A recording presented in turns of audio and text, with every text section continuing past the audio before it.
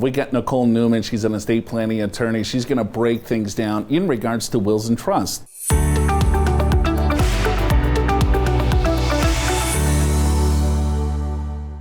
Hey Nicole, thanks so much for joining us today. Oh, thank you for having me. So we're talking about estate planning today, and you are an estate planning attorney, so who better to ask these questions? And I kind of want to start out with a will versus a living trust. What's the difference between the two? Sure, that is absolutely one of the biggest questions that I always get when I'm meeting with folks.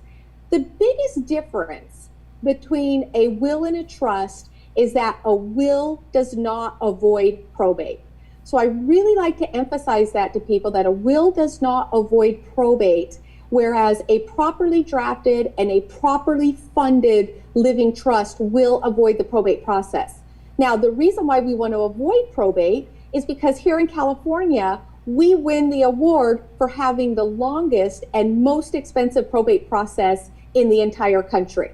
And a lot of people assume that their estate is only going to go through probate if they don't bother doing anything, so that they'll do a will and they think that they have covered their bases and that that probate process will be avoided, which it does not. What is probate, Nicole?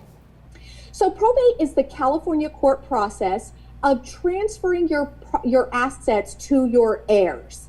So when you die with assets in your own name, so you didn't put together a trust, well, the court has to, one, they have to change title on your assets.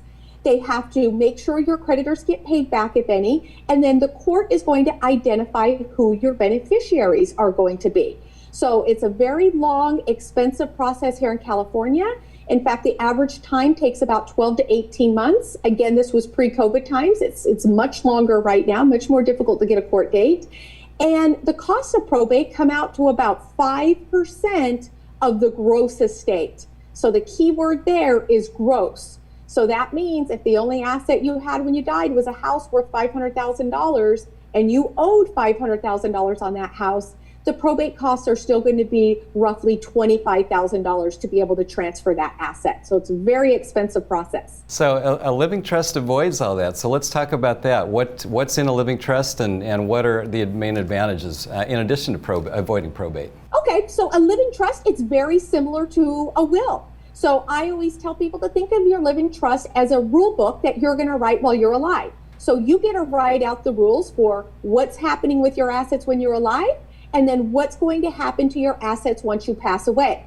You write down those rules, and then you name the person that is going to make sure that those rules are carried out after you pass away. That's called your successor trustee.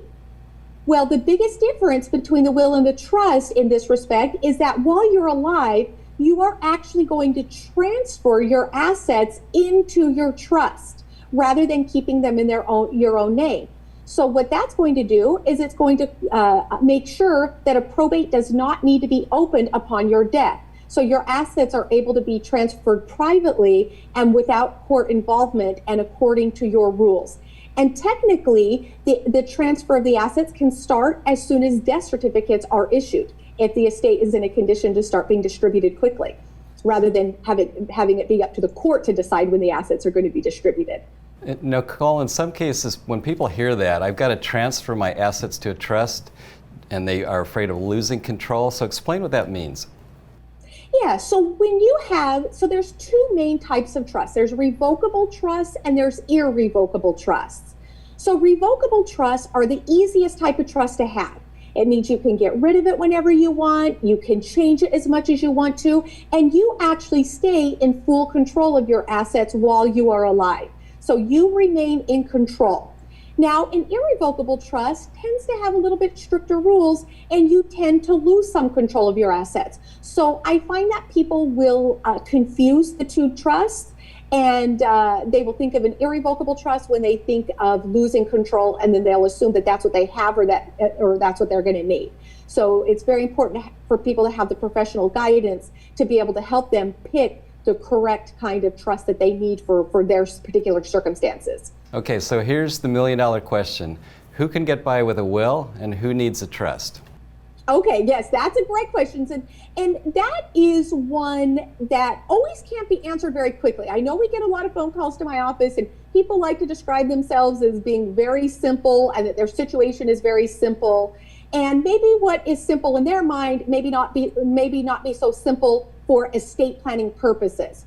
But kind of the easiest one-liner that I use is here in California.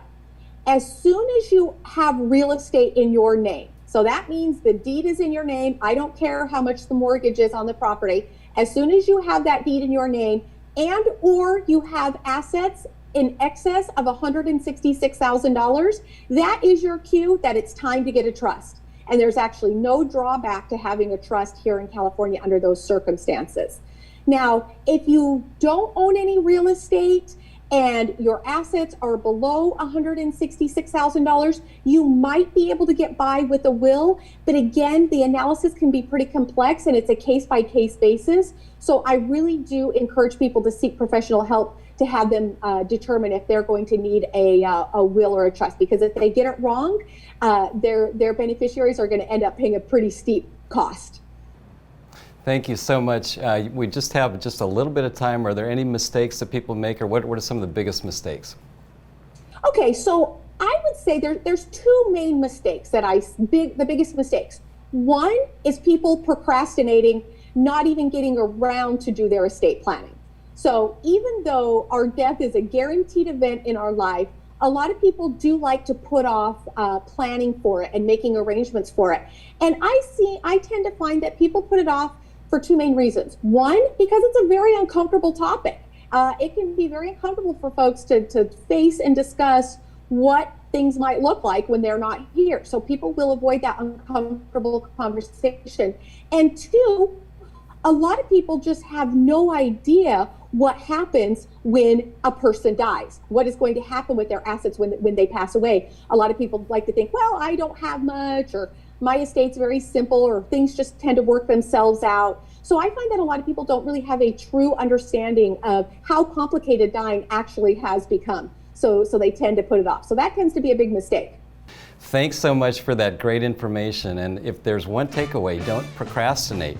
Get on this right away. That's why we have an offer for you, getting your estate in order. Click on Your Money, Your Wealth to find it, download it, and it will help you get this together. Are you prepared for retirement? Schedule a free financial assessment with an experienced financial professional right online at purefinancial.com.